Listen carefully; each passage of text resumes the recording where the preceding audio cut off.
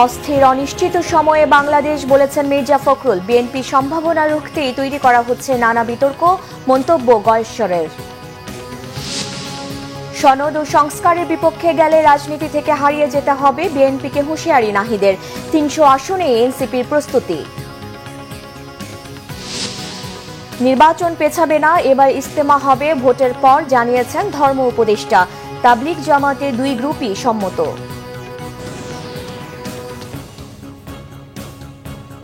দেখছিলেন crown seven সংবাদ শিরোনাম, এবার বিস্তারিত।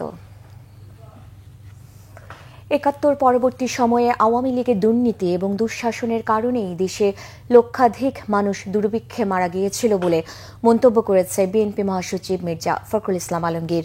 ৭ নভেম্বর মহান বিপ্লব ও সংহতি দিবস উপলক্ষে দলের নয়াপল্টনে কেন্দ্রীয় কার্যালয়ে যৌথ সভা করে বিএনপি।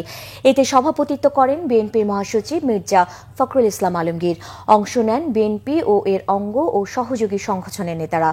যৌথ সভা শেষে সংবাদ সম্মেলনে মির্জা ফখরুল ইসলাম আলমগীর জানান, ৭ নভেম্বর জাতীয় বিপ্লব ও সংহতি দিবস উপলক্ষে ১০ দিনের কর্মসূচি নিয়েছে বিএনপি।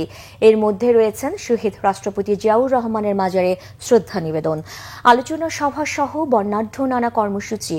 বিএনপির মহাসচিব বলেন, জিয়াউর রহমান দেশের দায়িত্ব গ্রহণের পরে বহুদলীয় গণতন্ত্র প্রতিষ্ঠা করেন।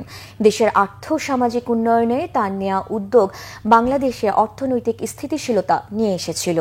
শহীদ প্রেসিডেন্ট জিয়াউর রহমানের আমলেই বাংলাদেশের মানুষকে আত্মনির্ভরশীল করতে তিনি নানা উদ্যোগ গ্রহণ করেন।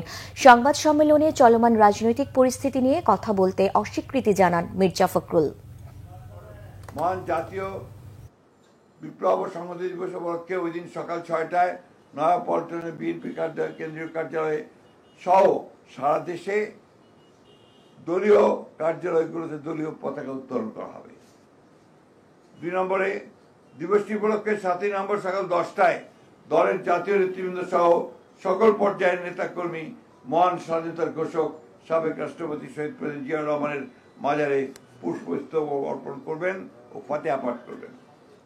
এই দিবসটি উপলক্ষে বিএনপির উদ্যোগে ৭ই নভেম্বর ২০২৫ এটা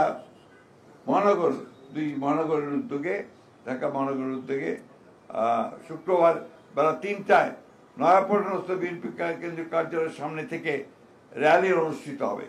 ওই দিনই সারা দেশে বিএনপির উদ্যোগে জেলা উপজেলা পর্যায়ে র্যালি অনুষ্ঠিত হবে। বিএনপি মাঠে নামলে অন্তর্বর্তী সরকারের ক্ষমতায় টিকে থাকা কঠিন হবে বলে হুঁশিয়ারি দিয়েছেন দলটির স্থায়ী কমিটির সদস্য গয়েশ্বর চন্দ্র রায়। ঐকমত্য কমিশন জাতির সাথে প্রতারণা করছে, এর প্রতিবাদ যেভাবে করা দরকার তা করছে না বলেও জানান তিনি। রবিবার সকালে ড্যাবের নবগঠিত কমিটিকে সঙ্গে নিয়ে বিএনপি প্রতিষ্ঠাতা শহীদ রাষ্ট্রপতি জিয়াউর রহমানের সমাধিতে শ্রদ্ধা জানানোর শেষে সরকারকে হুঁশিয়ারি দেন গয়েশ্বর। বলেন, ঐকমত্য কমিশন জুলাই সনদে স্বাক্ষরের পর যেসব পরিবর্তন এনেছে তা নিয়ে সরকার নীরব আছে। বিএনপির এই নেতা আশাবাদী অন্তর্বর্তী সরকার জুলাই সনদের পরিবর্তন নিয়ে তাদের ব্যাখ্যা পরিষ্কার করবে। আগামী জাতীয় নির্বাচনের মাধ্যমে বিএনপি রাষ্ট্র ক্ষমতায় আসার সম্ভাবনা রয়েছে বলেই বিভিন্ন মহল থেকে মিথ্যা বিতর্কের জন্ম দেওয়া হচ্ছে বলেও অভিযোগ গয়েশ্বর চন্দ্র রায়ের। জাতির সাথে এই ৭ জন কমিশনার যে প্রতারণা করছে কোনো ক্ষেত্রে বা ধোঁকা দেওয়ার চেষ্টা করছে, ধোঁকা বানানোর চেষ্টা করছে, এটা সাধারণ মানুষই বুঝছে। আমরা যথেষ্ট সুষ্ঠু অবাধ নির্বাচন চাই, তাই হয়তো যেভাবে প্রতিবাদ করার কথা আমাদের পক্ষ থেকে আমরা সেভাবে প্রতিবাদ করছি। নভেম্বরের মধ্যে ডক্টর মোহাম্মদ ইউনূসকে জুলাই সনদ বাস্তবায়নের আহ্বান জানিয়েছেন জাতীয় নাগরিক পার্টির আহ্বায়ক নাহিদ ইসলাম। দুপুরে দলটির কেন্দ্রীয় কার্যালয়ে দেশের সমসাময়িক রাজনৈতিক পরিস্থিতি নিয়ে এক ব্রিফিংয়ে আহ্বান জানান তিনি। নাহিদ ইসলাম বলেন, জুলাই সনদের আইনি ভিত্তি তৈরি হলে গণভোট আগে কিংবা পরে এটা কোনো মেজর ইস্যু নয়। জুলাই সনদের বিপক্ষে একটা জনমত তৈরির চেষ্টা করছে বিএনপি, এমন অভিযোগ করেন তিনি। বলেন, বিএনপি মৌলিক সংস্কারে ভেটো দিচ্ছে, যা সাধারণ মানুষ স্বাভাবিকভাবে নিচ্ছে না। সংস্কারের বিপক্ষে কেউ অবস্থান নিলে রাজনীতির মাঠ থেকে হারিয়ে যেতে হবে বলে হুঁশিয়ারি দেন তিনি। নির্বাচন যত ঘনিয়ে আসবে তত অনৈক্য তৈরি হবে, তবে আওয়ামী ফ্যাসিবাদ প্রশ্নে সবাইকে ঐক্য থাকা থাকার আহ্বান জানান নাহিদ। নির্বাচন কমিশন লেভেল প্লেইং ফিল্ড বজায় রাখছে না উল্লেখ করে নাহিদ ইসলাম বলেন, নির্বাচন কার্যক্রম থেকে দূরে রাখতেই কমিশন প্রতীক বরাদ্দের বিষয়টি ঝুলিয়ে রেখেছে। সনদে কি কি সংস্কার হবে, কি কি প্রস্তাবনা থাকবে এবং সেটার আইনি ভিত্তিটা কিভাবে হবে, ডক্টর ইউনূস সেটা আদেশ জারি করবে কিনা, এগুলো হলো প্রধান ইস্যু, প্রধান তর্কের জায়গা। এই জায়গাগুলোতে একমত হলে গণভোট আমরা ইলেকশনের দিনও করতে পারি, ইলেকশনের আগেও করতে পারি, সে বিষয়ে আমরা আলোচনা করতে পারি। কিন্তু গণভোট আগে হবে না ইলেকশনের দিন হবে, এইটাতে হচ্ছে বিএনপি জামাত আবার একটা দ্বন্দ্বে চলে গিয়েছে এবং যেই দ্বন্দ্বটা অযথা অপ্রয়োজনীয় বলে আমরা মনে করছি। নির্বাচন সামনে রেখে আসন ভিত্তিক যোগ্য প্রার্থী বাছাই করছে এনসিপির বিশেষ কমিটি। প্রথম ধাপে নভেম্বরের শুরুতেই ৭০ থেকে ৮০টি আসনে প্রার্থীদের গ্রিন সিগন্যাল দিতে চায় দলটি। পাশাপাশি রাখা হচ্ছে ৩০০ আসনেই প্রার্থী দেওয়ার প্রস্তুতি। নাবিল জাহাঙ্গীরের রিপোর্ট, ক্যামেরায় লিটল খান। ২৪-এর ছাত্র জনতার অভ্যুত্থানের ফ্রন্টে থাকা শিক্ষার্থীদের নেতৃত্বে গত ফেব্রুয়ারিতে রাজনীতিতে যাত্রা শুরু করে জাতীয় নাগরিক পার্টি এনসিপি। এনসিপির পথচলার ১ বছর পূরণ হওয়ার আগেই দেশে জাতীয় নির্বাচনের আমেজ। ফেব্রুয়ারিতেই নির্বাচনের জোর আয়োজন। পছন্দের প্রতীক কিংবা জুলাই সনদ নিয়ে ইস্যু থাকলেও নির্বাচন সামনে রেখে প্রস্তুতি রাখতে চায় এনসিপি। দলটির নেতারা জানালেন, আসন ভিত্তিক যোগ্য প্রার্থী বাছাইয়ের কাজ চলছে তাদের। কিছু জায়গায় পরিষ্কার হয়েছে যে কারা কোন আসন থেকে সম্ভাব্য দাঁড়াবেন, তাদেরকে বলা হয়েছে তাদের কাজ অব্যাহত রাখতে। বাকিটা আমাদের নির্বাচন টিম এবং একটা নমিনেশন বোর্ড হচ্ছে, তারা হচ্ছে সেখানে তখন প্রার্থীদেরকে কনফার্ম করবে। দল খুব গোপনীয়তার সাথে একটি অনুসন্ধান কমিটি করেছে এবং দুজনকে দায়িত্ব দেওয়া হয়েছে এবং তাদের টিম সারা বাংলাদেশে খোঁজখবর নিচ্ছে। নভেম্বরের শুরুতেই ৭০ থেকে ৮০টি আসনের প্রার্থী চূড়ান্ত করবে এনসিপি। বাকিগুলো হবে ধাপে ধাপে। দলীয় অনুসন্ধানের মধ্য দিয়ে ঘোষণা দিব। আগে সব আসনে আমরা প্রার্থীতা ঘোষণা করব, কিন্তু যেসব আসনে আমাদের কাজ বেশি হয়েছে, আমাদের সংগঠন শক্তিশালী রয়েছে বা নিয়মিত গণসংযোগ চলছে, ওইসব আসনগুলোই প্রথম ধাপে ঘোষণা দেওয়া হবে। এ মাসেরই শেষের দিকে কিংবা আগামী মাসের শুরুর দিকে, সব নভেম্বরের প্রথম সপ্তাহের মধ্যে প্রাথমিকভাবে একটা ৭০-৮০ জনের একটা নাম কি এবং আসনগুলো হয়তো ঘোষণা করব। মনোনয়নের ক্ষেত্রে দলের সদস্যদের গুরুত্ব দেয়া হলেও সর্বস্তরে গ্রহণযোগ্য ব্যক্তিদেরও বিবেচনা করা হবে বলে জানিয়েছে এনসিপি নেতারা। আমরা কোনো দলের বিদ্রোহী প্রার্থীকে আমাদের দিকে স্বাগত জানাচ্ছি সেরকম না।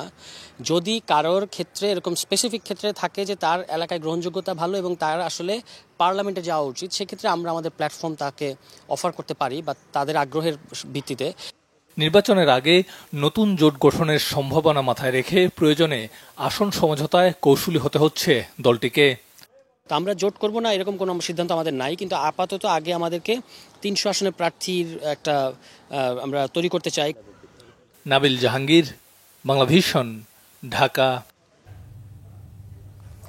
আপাতত নির্বাচন পেছানোর কোনো লক্ষণ বা পরিকল্পনা নেই বলে জানিয়েছেন ধর্ম উপদেষ্টা আ.ফ.ম. খালেদ হোসেন। সচিবালয়ে সাংবাদিকদের ধর্ম উপদেষ্টা জানান, তাবলিগ জামাতে ২ গ্রুপ নিয়ে আসন্ন ইজতেমা উপলক্ষে আলোচনা হয়েছে।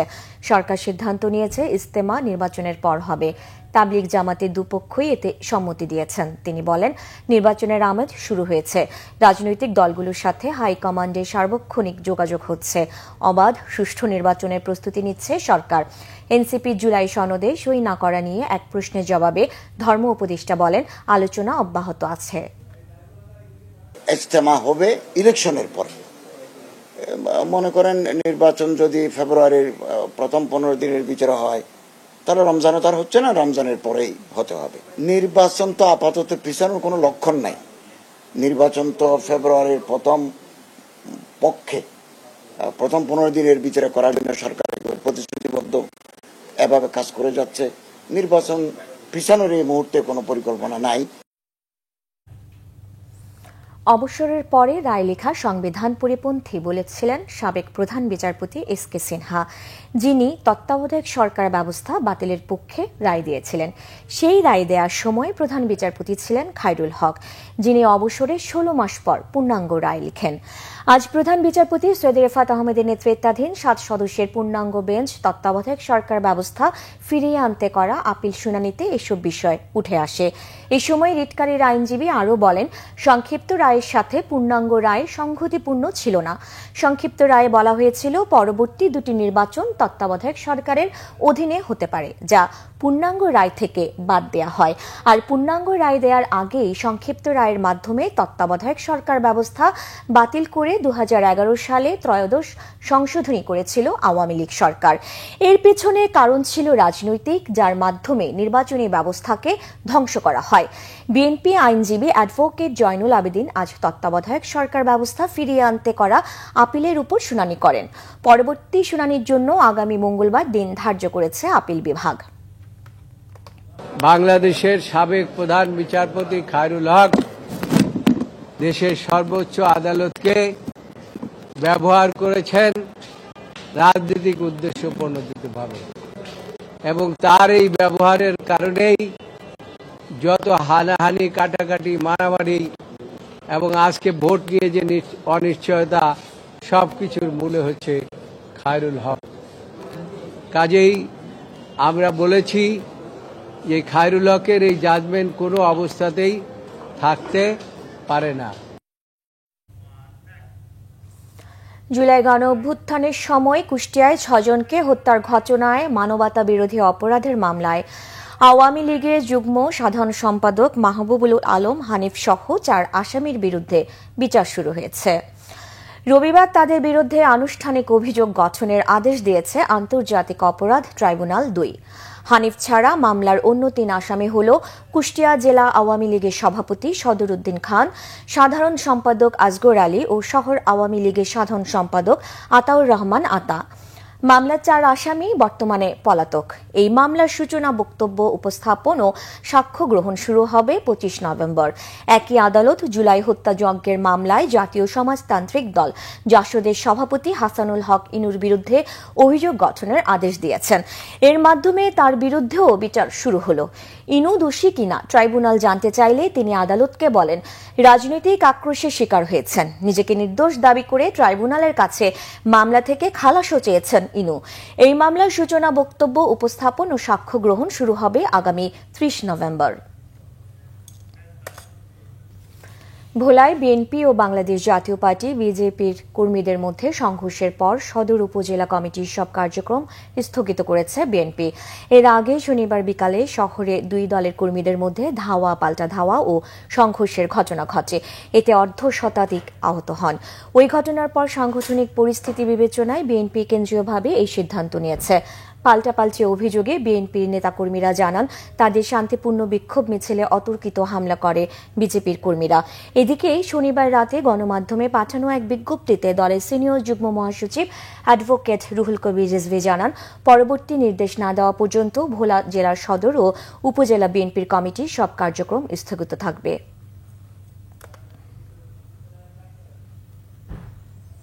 গাইবান্ধার গোবিন্দগঞ্জে গরু চুরির অপরাধে 3 জনকে পিটিয়ে হত্যা করেছে স্থানীয়রা। শনিবার মধ্যরাতে উপজেলার কাঁচাবাড়ি ইউনিয়নের নাসিরাবাদ গ্রামে এই ঘটনা হয়। পুলিশ জানায়, রাত 2:30টার দিকে 8 থেকে 10 জনের একটি চক্র গ্রামের এক ব্যক্তির গোয়ালঘর থেকে 3টি গরু চুরি করতে যায়। পরে গরুগুলো পিকআপ ভ্যানে তোলার সময় টের পেয়ে স্থানীয়রা তাদের ধাওয়া দেয়। এ সময় তারা পাশের একটি জঙ্গলে লুকালে সেখান থেকে স্থানীয়রা তাদের ধরে মারধর করে। আহত কয়েকজন পালিয়ে গেলেও ঘটনাস্থলেই নিহত হন 3 জন। ব্রাহ্মণবাড়িয়ায় আধিপত্য বিস্তার নিয়ে দুপক্ষের সংঘর্ষে গুলিবিদ্ধ হয়ে 1 জন নিহত হয়েছে। গুরুতর আহত আরও 2 জন। পুলিশ ও স্থানীয় সূত্রে জানা যায়, নূরজাহানপুর গ্রামের অনেক মেয়ার ছেলে শিপনের সঙ্গে থল্লাকান্দি গ্রামের রিফাত বাহিনীর আধিপত্য বিস্তার ও ডাকাতির ভাগাভাগি নিয়ে বিরোধ চলে আসছিল। শনিবার রাতে শিপন বড়িকান্দি গনি শাহ মাজারের এলাকায় গেলে রিফাত ও তার সহযোগীরা গুলি চালায়। এতে শিপন সহ 3 জন গুলিবিদ্ধ হন। উন্নত চিকিৎসার জন্য তাদের ঢাকায় পাঠালে চিকিৎসাধীন অবস্থায় শিপনের মৃত্যু হয়। ক্যারিবিয়ান সাগরে সন্দেহভাজন আরেক মাদক বহনকারী নৌকায় যুক্তরাষ্ট্রের হামলায় অন্তত ৩ জন নিহত হয়েছে। এ নিয়ে গত সেপ্টেম্বর থেকে চলমান মাদক বিরোধী অভিযানে ১৩ বার হামলা চালালো মার্কিন বাহিনী। স্থানীয় সময় শনিবার সামাজিক যোগাযোগ মাধ্যম এক্সে দেয়া পোস্টে মার্কিন প্রতিরক্ষা মন্ত্রী পিট হেগসেথ বিষয়টি নিশ্চিত করে বলেন, প্রেসিডেন্ট ট্রাম্পের নির্দেশে আন্তর্জাতিক জলসীমায় পরিচালিত এই অভিযানে মাদক বহনকারী একটি নৌকা লক্ষ্যবস্তু করা হয়। এই অভিযানে মার্কিন বাহিনীর কোনো ক্ষতি হয়নি বলেও উল্লেখ করেন তিনি। এর আগে বৃহস্পতিবার প্রশান্ত মহাসাগরে এক মাদক বহনকারী নৌকায় হামলা চালায় যুক্তরাষ্ট্র। ওই হামলায় অন্তত ৪ জন নিহত হন। আন্তর্জাতিক সম্প্রদায় ও মানবাধিকার সংস্থাগুলোর উদ্বেগ সত্ত্বেও গেল সেপ্টেম্বর থেকে ক্যারিবীয় সাগরে নৌযান লক্ষ্য করে হামলা চালিয়ে আসছে মার্কিন বাহিনী। এছাড়া প্রেসিডেন্ট ট্রাম্পের নির্দেশে ক্যারিবীয় অঞ্চলে গাইডেড মিসাইল ট্রেস্টোয়ার F-35 যুদ্ধবিমান, একটি পারমাণবিক সাবমেরিন এবং কয়েক হাজার সেনা মোতায়েন করা হয়েছে। শঙ্কা করা হচ্ছে যে কোনো সময় ভেনেজুয়েলায় হামলা চালাবে যুক্তরাষ্ট্র। তবে এরই মধ্যে ডোনাল্ড ট্রাম্প ভেনেজুয়েলায় হামলার সব শঙ্কা উড়িয়ে দিয়েছেন। ক্রিকেট, নতুন চ্যাম্পিয়নের দেখা মিলতে যাচ্ছে আইসিসি নারী ওয়ানডে বিশ্বকাপে। শিরোপার লড়াইয়ে মুখোমুখি স্বাগতিক ভারত ও দক্ষিণ আফ্রিকা। নভি মুম্বাইয়ে বাংলাদেশ সময় বিকাল 3:30টায় মাঠে গড়াবে 13তম বিশ্বকাপে গ্র্যান্ড ফাইনাল ম্যাচটি। পুরুষদের ওয়ানডে বিশ্বকাপে দুবার চ্যাম্পিয়ন হলেও নারী বিশ্বকাপে সেই স্বপ্ন এখনও স্পর্শ করতে পারেনি ভারত। এবার তৃতীয়বারের মতো ফাইনালে উঠে বিশ্বকাপ জয়ের দারুণ সুযোগ হারমানপ্রীত কাউর ও জেমিমা রদ্রিগেজদের। 7 বারের চ্যাম্পিয়ন অস্ট্রেলিয়ার বিপক্ষে 338 রান তাড়া করে চেজিংয়ে বিশ্ব রেকর্ড গড়েই ফাইনালে উঠেছে ভারত। অজিদের বিপক্ষে অপরাজিত 127 রানের ম্যাচ উইনিং ইনিংস খেলে দলকে ফাইনালে তুলে আনেন জেমিমা। হারমানপ্রীত কাউরের অবদান 89 রান। অন্যদিকে দক্ষিণ আফ্রিকার নারী দল এই প্রথম খেলছে বিশ্বকাপের ফাইনালে। প্রথম সেমিফাইনালে 4 বারের চ্যাম্পিয়ন ইংল্যান্ডকে 127 রানে হারিয়ে স্বপ্নের ফাইনালে উঠে আসে লরা ভালভার্টের দল। সেমিফাইনালে 169 রানের অনবদ্য এক ইনিংসে ইংল্যান্ডকে ব্যাকফুটে ঠেলে দেন প্রোটিয়া অধিনায়ক। চলতি আসরে সর্বোচ্চ 470 রান করেছেন এই ওপেনার। এরপর বোলিংয়ে ম্যাডিসন কাপ 20 রানে 5 উইকেট নিয়ে দলকে ফাইনালে তুলে আনেন। দক্ষিণ আফ্রিকার পুরুষ দল যেখানে ওয়ানডে বিশ্বকাপের ফাইনাল খেলতে পারেনি, সেখানে নারী দল এখন ইতিহাস গড়ার অপেক্ষায়। সংবাদ শেষ করব ক্রাউন সিমেন্ট শিরোনামগুলো আরেকবার জানিয়ে।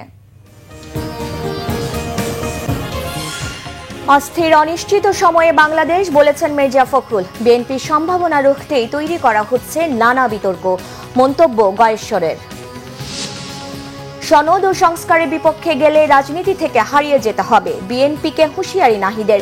300 আসনেই এনসিপির প্রস্তুতি।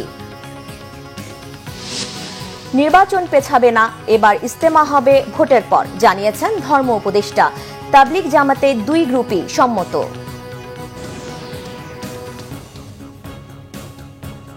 এই ছিল এখনকার মতো। পরের সংবাদ বিকাল 4টায়। এর আগে 3টায় নিউজ টপ 10 দেখার আমন্ত্রণ রইল। এতক্ষণ সাথে থাকায় ধন্যবাদ।